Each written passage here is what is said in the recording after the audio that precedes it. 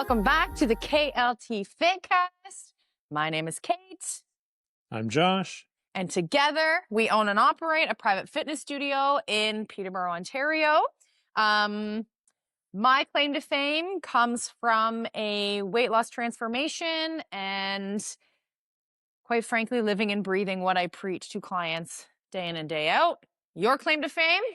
More than 10 years in the mental health field. You like to social work the shit out of me. I try not to. Yeah, right. No, if I were social working you always know. Yeah, it's not that I try to social work you. It's just I might need it. And sometimes those like methods of communication are actually really effective. This is just the intro, honey. Yeah. Settle down. I'm not even fired up yet. Can we take note, if you're watching on YouTube, that this is the first time I've worn a gray sweater? The first time. I think I'm you always wearing black. No, you with flip. my hat. No, sometimes you flip flop and throw like a gray one in there. I've only ever worn a black one until today. And I have a black one in the office, but I've just not put it on. Anyway. So it's causing you stress that you're being I feel weird. I do feel a bit weird. Yeah, I feel like exposed in my light colors. Yeah. Today's episode is called Brilliant or Bullshit. Uh-oh. So I'm full of bullshit, is what you're saying. Always. This episode, we have a list of movements, strength training based for the most part. Some are not strength training based. Movements, some that you will have heard of and others that you have not heard of. Are we going to be talking about those shaky plates again? Because the no, people that have talked to me about not that. No, not that. Good. These are things that would absolutely be movements that are done frequently and some infrequently within our gym space. We are going to rapid fire through them. We're going to decide if doesn't have to be collectively, we might disagree on them. I think we're going to disagree a lot. If we think that these movements are brilliant or bullshit. Okay. I feel like a lot of them for me are going to be brilliant and a lot of them for you are going to be bullshit. Yeah, and I think it's because you look at how much they can be helpful for people, and I look at how awful they are when I have to do them. Okay, but actually, now that I'm thinking about it, we need like a mid-range because I feel like the disclaimer is for all of the movements that we have listed here, they could be bullshit for someone brand new and brilliant for someone who has been around the block a few times. And I think we can elaborate on, like we can explain ourselves why we're rating something as whatever it is. Okay. I also wonder if some of them, if you're going to be like, what the fuck is that? 100%. I know this is going to happen. Okay. So we have upper body and lower body. I've just gone through and listed some. I would love for you to pull some out of your hat. Sure. I'll wait till we've gone through some of the lists that you have you have carefully prepared, and then I'll jump in with some randomness. So yeah, I don't want to spend a lot of time on each of these movements, but just talk about who we would program them for and why, and whether or not they're bullshit or brilliant. I guess you would have the lens of client. You are the client. All right. Yeah. Do you want me to start? Well, yeah, let's start with one and we'll just... Upper body or lower body? Let's start with lower body because it's the shittier one. Okay. Sled. Okay. Do you want me to rate first? Go ahead. I would say sled is absolutely brilliant. Absolutely. I couldn't agree more. Brilliant. Do you want to talk about why? Yeah, so I would rate sled as brilliant because it works not only some primary muscles, but also accessory muscles. It's great for balance. It's great for coordination, and it gets your heart pumping because it's hard. Slayed it. I have nothing else to say. No, just kidding. All of those things, 1,000,000% yes. It's also a very safe movement for anyone to do, whether or not they are brand new to exercise or have been doing it for a long time, right? Like it's a safe way to get the heart rate up without Yeah. throwing a weight from the floor to overhead. Yeah, you're not picking anything up. Yeah.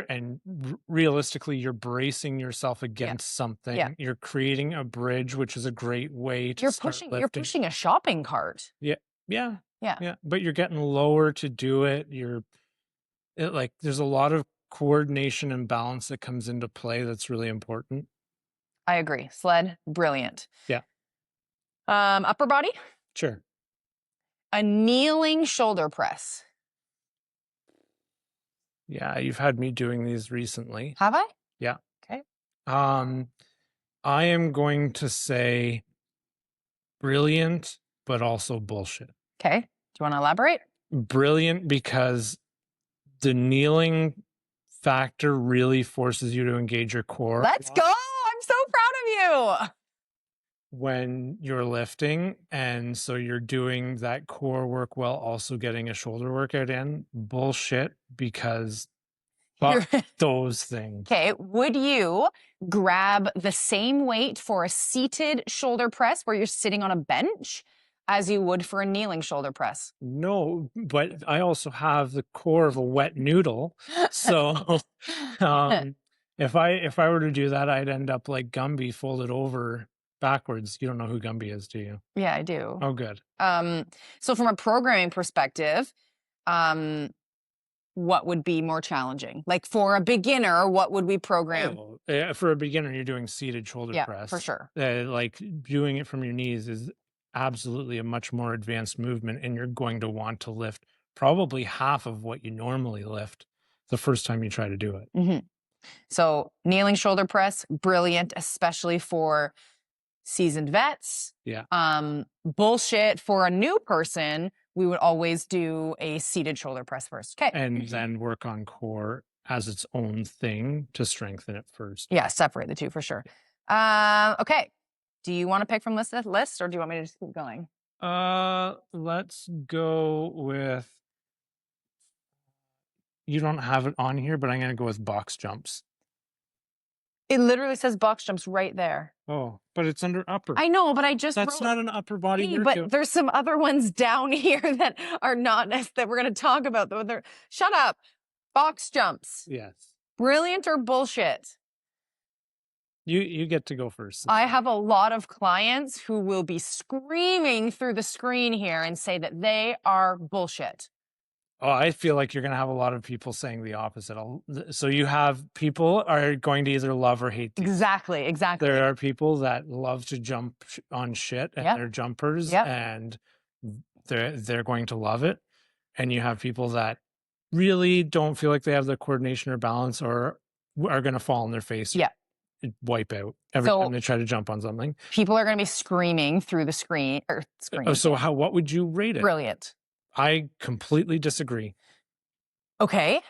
F you. Don't fucking disagree with me. And I'm a jumper. Go ahead and say why. I think that box jumps have a lot of risk. Absolutely. I think there are ways you can do jumping movements that are way safer. Well, thank you. That's what we were going to talk about. Here's what I want to say about box jumps. Okay. If box jumps are out at this gym, there is always a second choice, which is a fraction of the height. Yeah. Probably like if your box jump is at your 20-inch height, you're probably setting up a stepper at like a 6-inch height. There's a joke in here for the YouTube people. Oh my God. Are box jumps necessary? Absolutely not.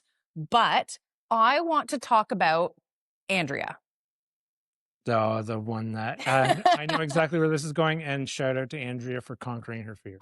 Yes, the box jump is a battle of the mind. And holy crap, is it ever a battle of the mind? The number of times that I will see someone standing at the box jump, I know that they can get up there, but they stand there for 30, 40, 50, a minute, and they cannot break that barrier of their head. And the look on people's face when they finally do is so unforgettable for me and for them. The pride that comes through them in that moment. Like, even if it never happens again, because surely to God, we're just going to get back in our head the next time. But when that successful jump happens, it is a moment. Well, I've posted about it before. This gym erupted when Andrea did her first box jump, and I got it on film. I just had a feeling. So bullshit for beginners. I think it's overall it's a bullshit workout, like a bullshit thing. Okay. I think yes, I love that people can feel like that sense of accomplishment. I think that there are better ways to get that movement in. There are way better ways to jump, whether it's over something like a weight, doing lateral jumps, or lengthwise doing longer jumps across a turf. What about like a quick switch? So think about a step up, but fast, quick switch. Again, that's something you can do on a platform. Like I can see using a box for something like a high knees where you're bringing your leg as high as you can to touch the top of the box and down, that kind of thing, or even stepping up on a box. Yes. But jumping up, I believe that it has higher risk of injury than alternatives that can do the same thing. Can be very hard on the knees too. You will hear me if the box jump is out. Don't jump off it. Yeah, like step down, don't jump down and have that impact on your knees. Nobody needs that. Or your Achilles. Yeah, nobody needs that. Torn their Achilles tendon doing box jumps. So if you jump up, step down. Okay. Yeah. Nice. It should, just to me, has so many. Let it be known that it was on the list though.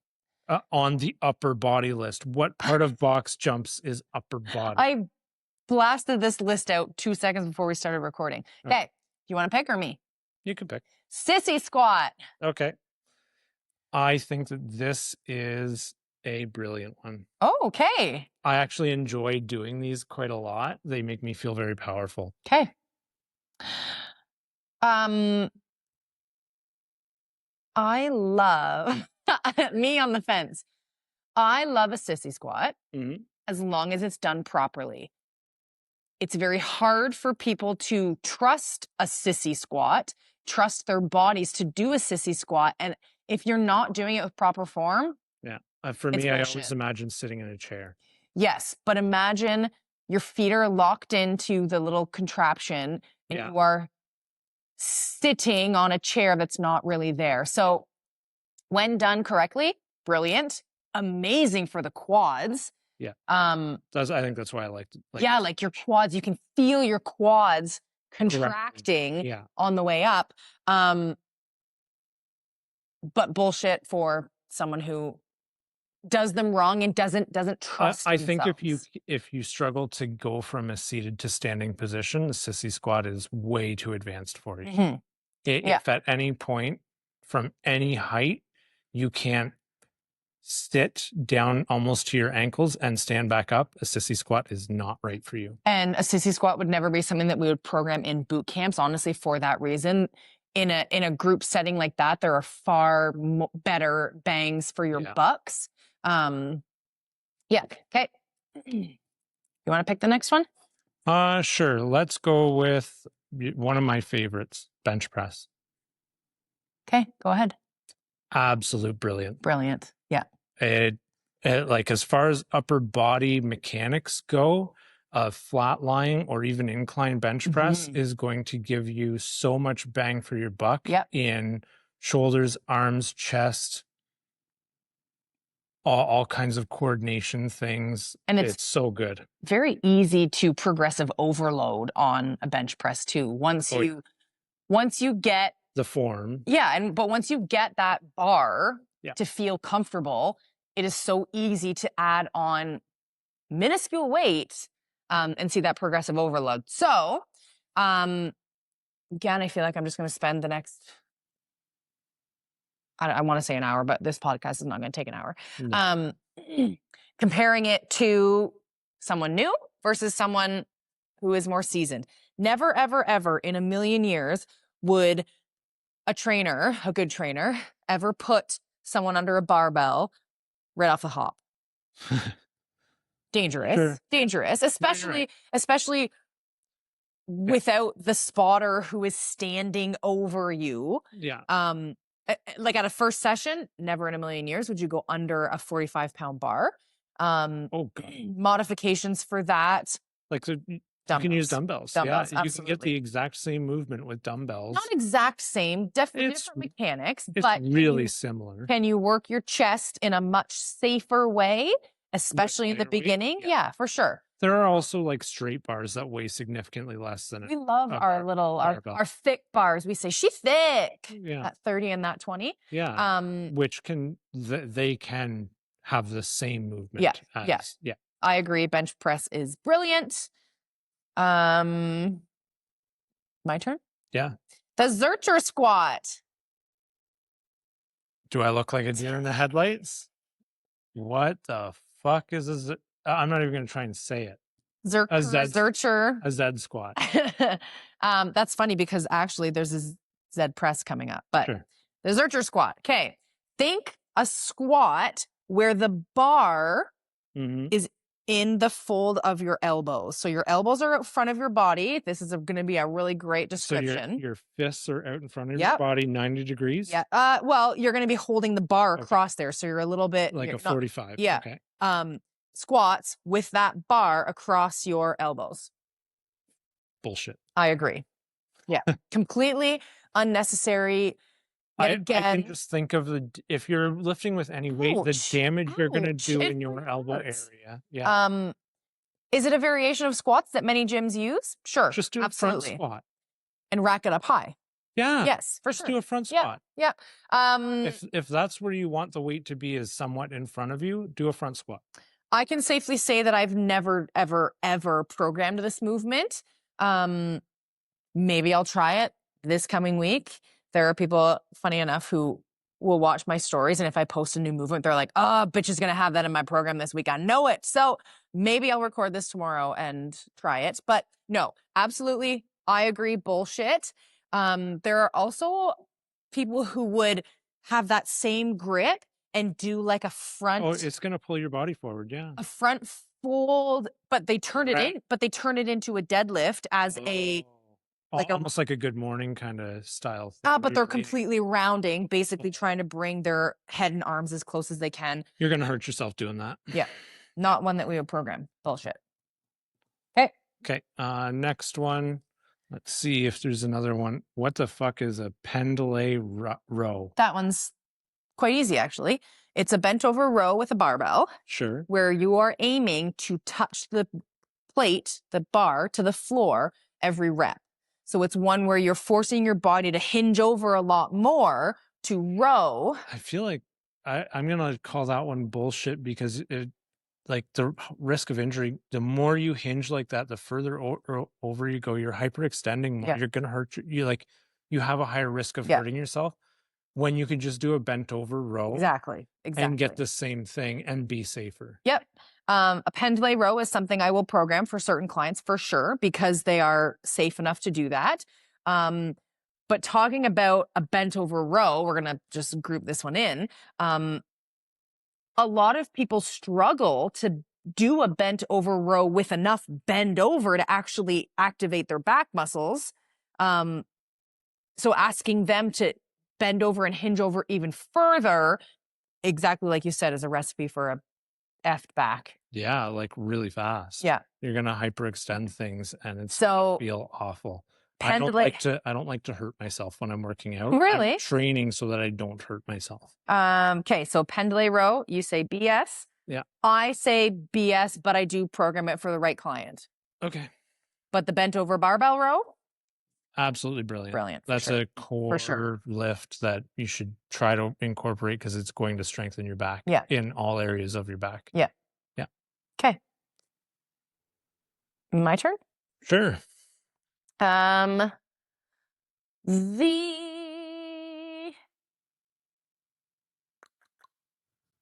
lunge. Bullshit. The I lunge, and we're going to group walking lunge, forward lunge, reverse lunge. Sure. Any front to back lunge. Yeah. Lunges of any variation. Front to back. Front to back. The other one's coming. Okay. Any front to back lunge. Bullshit because I hate fucking doing them, but they're absolutely brilliant because they work so many different muscles in your body, improve your balance. If you are someone that your doctor has told you you're a fall risk, if you can get to the point of being able to do lunges, you're not going to fall. Good point.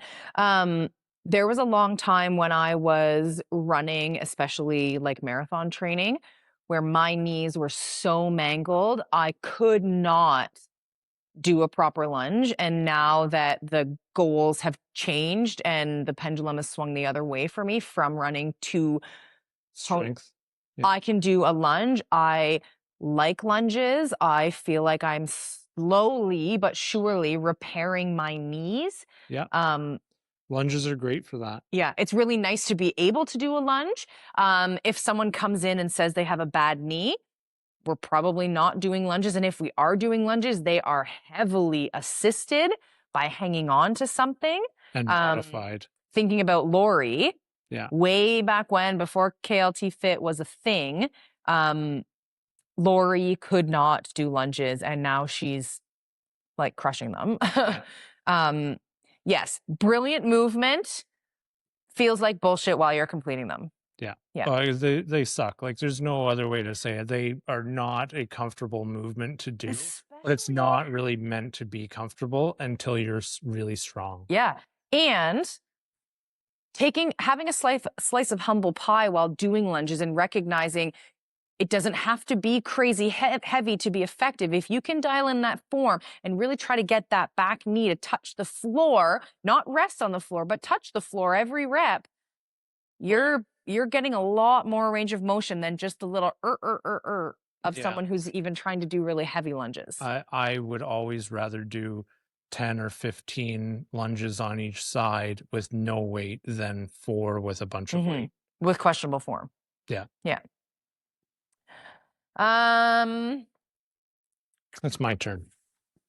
Hey. Pull-up chin-ups. What do you think? I'm such a fence sitter. Brilliant. They're brilliant. Brilliant. I will agree with that. So hard. I love doing them, especially if you throw a band in there so you can do the extra few I was reps. going to say, dare you say, especially because I can do them unassisted. Fuck you. I can, but I have done, I think, one in my entire life, one unassisted, never to be seen again. But it is my life goal. Yes, brilliant for sure. And there are so many ways to modify them. Yes, and build them. Just this last week, we were doing chin ups. So yeah, reverse grip. Yeah, yeah. And one of the girls who was doing them wasn't feeling very comfortable with doing a chin up because they're fucking hard. They are super hard. So we were working the negative. The idea was to jump up, bend the arms, let yourself down as slowly as you can. That is actually how you build a pull-up is by working the negatives. You can't do one. It is those movements. Well, it's also even when you're doing the negative, you're still going to pull yourself a little bit. You're not only jumping. A question that I get asked a lot, because we use bands for every pull-up that happens in here. People want to know what the resistance is on the bands. That's a great question. I don't know. I don't know that. It's a range. Like nobody knows because, and it's on them. I could go get one right now, but it's a range of weight because it depends how much you pull it. Yeah, how stretched out it is. So that changes if you put a foot in it. That changes if you put a knee in it. That changes if you're stacking bands together. So when we record pull-ups and chin-ups, we just put green band, purple band, black band, GPB. So what you're saying is when I put my knee, like my shin into it, that's a heavier pull-up than if I were to put my foot in. Yes. Yeah. The band is more stretched out. So you're getting more assistance on a band that is more stretched out. If I were to put my foot in. Yes. But I do all of my pull-ups with my shin and not my foot. Yeah. Okay. Yeah, just a little variance there. Ooh. And there's a lot of hacks out there online, and a lot of them have been sent to me about different ways to put the bands. Like you can strap the band around your back and strap it across a squat rack. I like watching the videos when they try to put it on their foot and it just flies up and but all of these new hacks are coming out in an effort to not do that. Whereas I will always lean towards put your damn foot in there or put a knee in there. It doesn't have to be crazy and fancy. I can't figure out the band one, but I guess it's because I need too much assistance. If I just needed like the little black band, it would be fine. But because I need like a green or a purple, yeah. Okay. What's next? The burpee. Bullshit. And in our gym, we like to hide burpees and call them sprawls. They're still shitty. So shut up. We're clumping the burpee and the sprawl together. Do you want to discuss why you feel that way? Yep, I'll die on this mountain. Okay. I don't like burpees at all. I find that when I do a few of them, I end up getting lightheaded with the up and down movement. I feel like it isn't a great way for my body to move.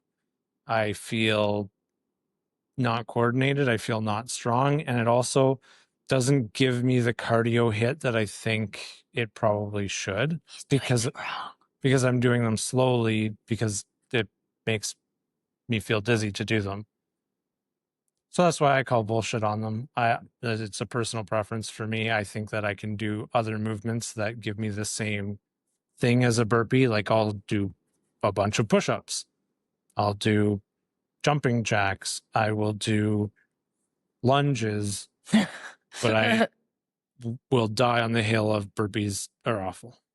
Okay. What do you think I think? You think they're brilliant. I know you do, because you put them in every workout that I have. I think people watching who come to the gym will also agree that I do think they're brilliant, and they're programmed a lot in many forms, because they are a body weight exercise. So in a group, doesn't take any equipment, doesn't take up a lot of space. Amazing. I also think that they are a great hit of cardio. I hear you saying that you don't think that they are for you. I think they are for 99.9% of the people who come through here. It's also, again, another movement that you can do 100 different ways. You can grab the Bosu, sprawl out. That's in my mind, that is still classed as a burpee. You can do it from a step or on a step. Stay tuned, that's coming this week.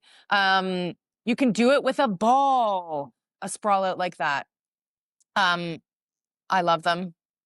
A lot of people love them, and I'm like, you sick fucks, come on in, like a burpee. Weirdos. Kelly. Yeah, I think they're brilliant. What's next? I picked that one. Oh, did you? Let's go. They're not on here, but I'm gonna go with the Arnold press. Oh, I meant to write that. Yeah, well, okay. There we go. Go ahead. Brilliant. I think it's brilliant. Yeah. Again, when done the right way. I think that you can do this one with a 5 pounds in each hand, and still make it a good movement. Yeah, as long as someone isn't dealing with some sort of shoulder injury. Yeah, like a rotator cuff or that sort of thing, or any shoulder chest injury. Then I love the Arnold. Then I'm doing similar to an Arnold press movement, just probably with a band. Yep. Yep. I'm still mimicking that outward motion. Yep. I'm probably just doing it with a band instead of with a weight in my hand. Yep. I love the Arnold press. Something that I see when it comes to the Arnold press is sometimes people, me being one of them, break the movement up. Yeah. You break up the rotation up overhead, back down, back in. Whereas other people, it's a more fluid movement. I'm more of a fluid movement. Yeah. I don't think one of those is even better than the other. I think it's just it's how your body moves. Yeah. And trying, for me, it's okay, I'm activating like specific areas at different parts of the movement, so I break it up. But yeah, a lot of people just do a more flowy movement. Yeah. Agreed. Brilliant. Leg press. If you're not doing a leg press, are you actually training legs? And maybe I should say that's more of a squat, but I also, leg press is just a safer way to do that movement. Exactly. I think leg press is beyond brilliant. Should do a leg press every leg workout of some kind. Yeah. Yeah. It's also really easy to progressive overload. Yes. Yeah. Leg press is a foundational leg movement. Yeah. You said it perfectly. It's a safe one because your back is supported. The only way you're gonna fuck it up really is if your tailbone starts lifting up or curling while which you're means doing it's it. too fucking heavy. Yeah, it means you've got way too much weight on it if Yeah. your back is doing that. Yeah. Amazing. The only thing for someone to not be put under the leg press, obviously a lower body injury, but if getting onto the leg press is a challenge, or you can't get out of it. Yes. It can be a little bit ungraceful to get into, but for someone who is safe to get into the leg press, 1,000,000% brilliant. And many variations. Yes. Single leg press, sumo stance, high on the plate, low on the plate, narrow stance, Yeah. B stance, all of it. Leg press is brilliant. I will program a leg press every leg day. Yeah. Some kind of variation. Sometimes 90 of them. I hate those. Oh, so good. And you've got me now increasing my weight on that goddamn bit. Nice. Yeah, sure. Do you want to pick? Let's go with the trusty deadlift. Okay. Since we did leg press. Yeah. And I sort of half mentioned squat, we'll switch into deadlift here. So we can talk, like deadlifts. It just says deadlift, so we can conventional deadlift, dumbbell deadlift, stiff-legged deadlift. I do have Romanian deadlift. For some in my brain, I class those as different movements. I like to call a deadlift a movement that usually starts from the floor. Yep. So you're picking it up, driving the floor away. On the way up, a conventional deadlift would have a little more bend in the knees. They're all hinge movements. Sorry, go ahead. Brilliant or bullshit? Oh, it's brilliant. Yeah. It's brilliant. And I think you can vary it enough that almost anyone can do some kind of deadlift and it's going to be beneficial for them. Yeah. It's like a all over lower body, another one of those foundational movements. Can be very hard to figure out in the beginning, which again is why you would hire and why you would hire a coach and a trainer to help you to do that. It is a risk here. Like you can hurt your back if you're not doing it properly. And if someone comes in saying they have an iffy back, we probably won't program deadlifts that day. Yeah, or if they do have an iffy back, you're probably starting with a really lightweight and an easier variant. Even one of the girls who comes to the gym has been struggling with her back, and she's come in a little early to boot camps, and we've tried to kind of navigate how to help the right muscles be working during like a deadlift, especially a more stiff-legged one. And I have her up against a wall and she's hinging over and her butt, hip bones, all of that has to stay touching the wall the whole time just to try and get that hinge movement firing properly.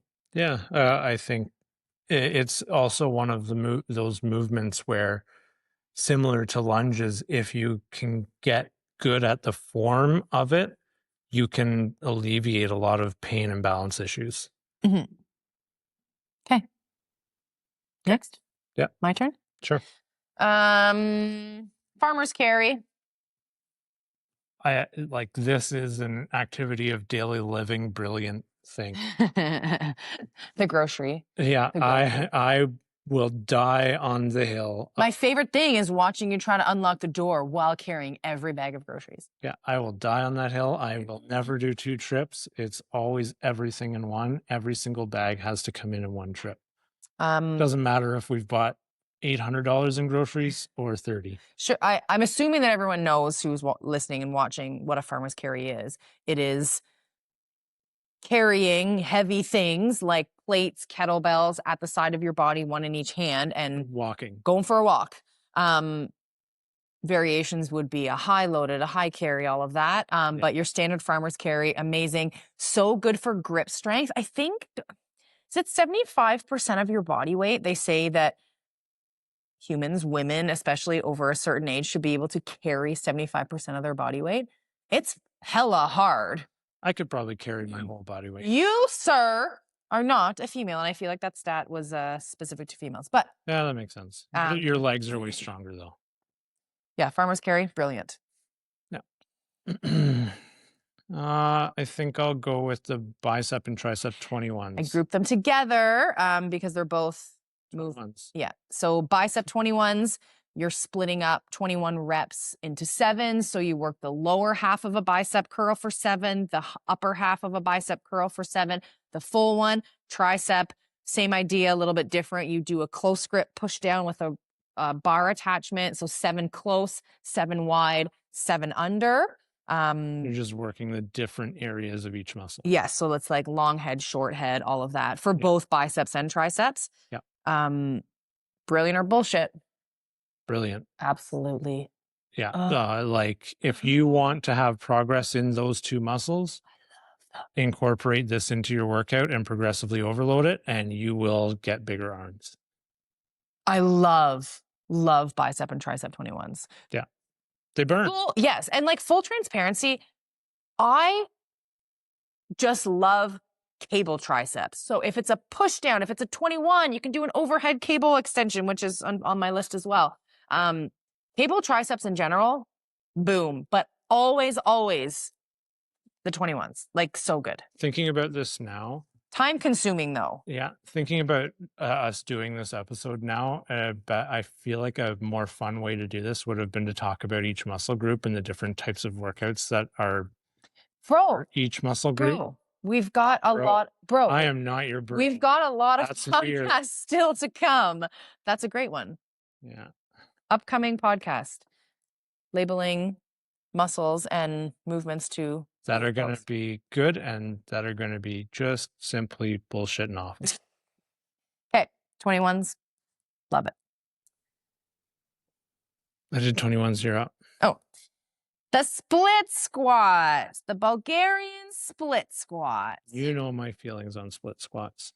They're lining up nice and neatly with my feelings about burpees. Realistically, they're brilliant, but they're bullshit to do. Yes. They don't feel good. You feel uncoordinated. It's hard to get a strong movement out of them if you feel like you have weaker legs. It doesn't feel super comfortable. Something that we did just literally yesterday and Thursday night at boot camp. Mm-hmm. Usually in our boot camps, you're at a station for 40, 45 seconds. Mm-hmm. So when that is split squats, you're essentially at 20 seconds and you're switching. Yeah. We were discussing how by the time you get set up, take 5 seconds or more. And then to have to switch at 20 seconds and take another 5-10 seconds to get set up again. We actually separated the split squats into 2 stations. So instead of switching at halfway at 20 seconds, you're actually working one leg for the full and then switching to do the other one then. Yeah, I think if you're doing timed workouts, that makes sense. I don't like doing timed workouts. So yeah, no, I really like that. It's a little pathetic that I hadn't come up with that sooner, but no, it's a good solution. Yeah. No, I agree. Brilliant. Again, lots of modifiers for that. Lowering how high? I'm going to throw one out here that's not on here. Rep workouts or time workouts? Which one's better? So to maybe just explain what I mean by rep and time. Yeah. Go ahead. So time workout, you're doing the movement for a specific set of time. Usually in boot camps, Kate does it for 40 seconds and then you get a 20-second rest. Reps is you do try for a set number of reps and usually 3, maybe sometimes 5 sets, depending on the type of lift that you're doing. So can I tell you a secret? The reason that my timed workouts are somewhere around 40, 45 seconds are because of the rep range. Yeah. Yeah, 8 to 10 in 40 seconds. Yeah. So for the most part, you should be able to get that somewhere. I would even say 8 to 12 reps. Obviously, if you're on a leg extension machine for 45 seconds, you're going to get more than that. Yeah. Um, I think my problem is I end up getting in with timed workouts. I end up getting in the 20 rep range in that 40 seconds because when it's timed, I tend to push myself to move more quickly than I should. okay. Yeah. That's why I don't like it.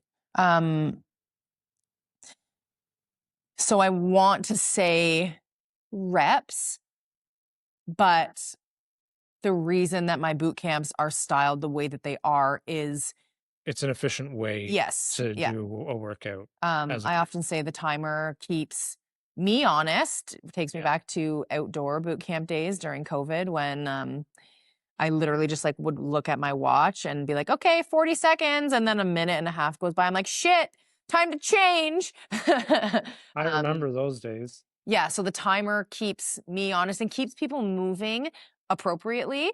But the reason that we have the 40, 45-ish seconds is to allow people to get to the right rep range that we are striving for. Obviously, cardio movements, 40 seconds, 45 seconds, you're blasting them out because it's cardio. Yeah. That's the point.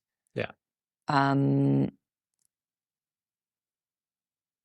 Okay. Well, this is, I was going to throw something out just as an extra little aside. Sure. Let's do that and maybe 2 more. And okay, but this isn't a movement, okay. but it comes up a lot. Calories burned. What's more important? Do calories burned determine how good a workout is? Just like how does sweat determine how good your workout is? No, both of those are bullshit. Love it. I love that I was like, is he still going to throw out the term brilliant or bullshit? No, both of those are bullshit. Like when you talk about strength training, your heart rate is going to be up while you're moving the weights, but your body's also going to continue to work long after for lifting. Lifting those weights for strength training. Whereas when you're doing cardio, yes, your heart rate might be higher for longer during that workout, but the recovery time is also much as soon as your heart rate during a cardio workout, as soon as your heart rate comes down, boom, your body is done. Yeah. Whereas strength training, your body, while you might burn less calories on your watch, your body is continuing to work as it recovers. Yeah. There's also the side of it that a larger body needs more calories every day. Mm-hmm. And a larger body is also going to burn more calories in a workout. Yep. So hard to compare. So percentage-wise, you're no further ahead than the person that burned 250 or 300 calories if you burned 600 and your body mass is double theirs. Yes. Yeah. It doesn't make one better than the other. No. Totally agree. Imagine if we didn't have watches. There are a lot of people come here who do not wear a fitness tracker or smartwatch during their workouts. That person technically has no fucking idea how many calories they burned. And guess what? Their workout still counts. Their workout still matters. They still are going to be leaving feeling the same way someone else did who knows that they burned 349 active calories. I agree. It always brings me back to an experiment that I saw where it was like a football coach had a player pulling a sled behind them, but did it without a blindfold. They got like a third or half of the way down the field and couldn't pull anymore. The next day had them come back, blindfolded them, had them do the same thing, and they pulled right through the whole end zone, the entire field. You don't know how much you're doing. You're more likely to push a little harder. Yeah. Your brain visually will tell you to give up long before you actually need to. Love it. You want to do 2 more of these? Yep. Can I pick one and you pick one? Yep. The spider curl. What is that? Where your chest supported on an inclined bench, arms like hanging over, and you're doing a barbell curl with gravity, making it more challenging. You've done them before. Barbell long one? Yep. Barbell. Where your body is on an inclined bench, chest supported. Yeah. There are better ways to do curls. Completely agree. Yeah. Yeah, I'm gonna say it's bullshit. Like, Bullshit, but do it if you want to do exactly. I it. was just gonna say But bullshit, but I program them yeah, to give people a lot of variety. yeah. It just It's hard to if you get don't on, want to engage your core while you're doing a curl, then do that. and it's hard for people, especially if I don't have this problem, but if you have large boobs, to smoosh them onto a bench. Sure, yeah, I don't have that problem either. Yeah. No moves for me. Okay, you're gonna pick one, and then I want to talk about the word variety. Go Okay. ahead. Let's go with the landmine. Okay, landmine lower. Landmine lower. Lower body. So we're talking landmine, squats, deadlifts, sumos, high loaded, low loaded. Yeah. Put them all in there. I am going to say the landmine is absolutely fucking brilliant. Oh, I was like, oh, what are you going to say? Yeah. It's absolutely brilliant. I love when you can go to one thing in a gym and get your entire workout in on that one thing. How simple is it? Yeah. Yeah. If there's any message throughout everything I've said, when I look at doing workouts, keep it simple, stupid. Yeah. Yeah. The more simple it is, the more straightforward it is, the safer it's going to be.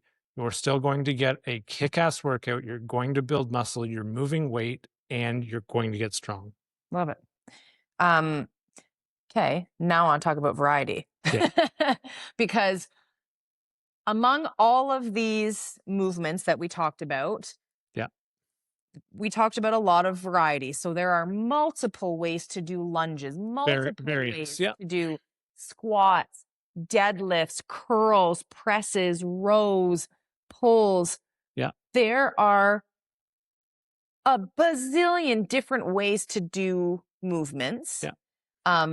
I enjoy programming a variety of things to allow for feedback. Oh, I hated that one. Love this one. I also like to give people who come to classes the same kind of variety, but never, ever, ever are we risking garbage form to do something like erratic or risky. Our movements are often simple, effective. They're based off of, like, many of the movements are often based off of the same few core principles. Yeah. Yeah. You're pushing or pulling in some fashion for all movements. Yeah. Yeah. So variety is great, but those fundamental movements are up on the highest pedestal where they belong. Yeah, I agree. I think something that I think about when I think about variety, think about the movements that you have to do every day and which ones are challenging for you. And then is it getting up off the couch? Is it reaching yeah. for something in the cupboard? Is it picking something up off the floor? Where's the pain? Yeah. Is the pain, do you have pain in your knee? Is your back sore? You want to build your workout around those things. What is giving you trouble? What is challenging you every day? Is it bringing all the groceries in at once? Yeah. Do you have no grip strength? Can you barely carry a grocery bag? Because that right there, those things that you're talking about, which feel from the person feel like a negative, like, oh, my back hurts when this, or da da da da. Yeah. That very quickly turns into a goal. Yeah. That's how you identify what you need to do. Yeah. And that's what like what a good trainer is going to sit down with you the first time you meet with them and ask, like, so why are you thinking about strength training? What is hard for you at home?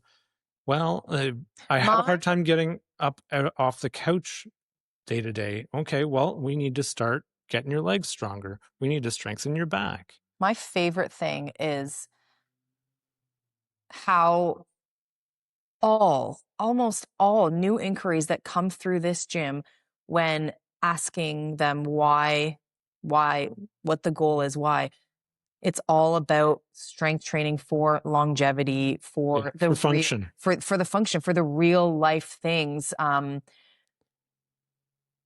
The aesthetic is a byproduct Yeah. for sure. I very rarely do I ever hear you talk about someone that is saying they want to have like a muscular chiseled body or be like Yeah. thin I do or get the word toned a lot, which I think is a misinterpreted word. And I try to help people understand that. yeah. But Toned, like that idea of toned, which I interpret to mean I can see muscle on that person. so that That because they takes lift weights. years. Well, and it's because they lift weights. Yeah, but that takes mature muscle, Yeah. which takes years to build. Yeah. It's not unrealistic to build it. It just takes a really long time and dedication. Yeah, you're not going to get that in 8 weeks. What you will get in 8 weeks is you can now easily get up off the couch Yeah. every day. You can easily get upstairs to your You bedroom have every day. more energy. Yeah, you have more energy. Your back pain is lessened. Yeah. Yeah. Easily, those are attainable things. Love it. I like this one. I like This all is of a- our this is podcasts, a but I great like one, this yeah. one. I do love the idea of breaking up the muscle groups and talking about movements for those. Yeah, ones that are just idiotic and ones that are great. Because Yeah. like there are, Yeah. like you could watch TikTok and there are people that do the most insane dumbass shit for Completely muscle groups. unnecessary. Yeah. Yeah. It wouldn't require a whole lot of thought for us to think about some things. No, we do. could have our phone with us and just scroll. Yeah. All right, that's it for this episode of the KLT Fitcast. Thank you for watching. Like and subscribe. 5-star reviews. Hit us up if you, one, want to be featured on our podcast, two, have any topics that you'd like us to discuss. Yeah, I think I'd like to do either a couple of like interview style guest appearances Yeah. or even like a recording where we just have kind of people come in and then go out as we talk. Cool. I think that'd be fun, or like a Q&A style podcast. Nice. With like people there to ask questions. Real people, Yeah. not the ones that just hang outside and we can hear them talking in the parking lot while we record. Yeah. All right. Thanks for watching. Thanks for listening. On we go.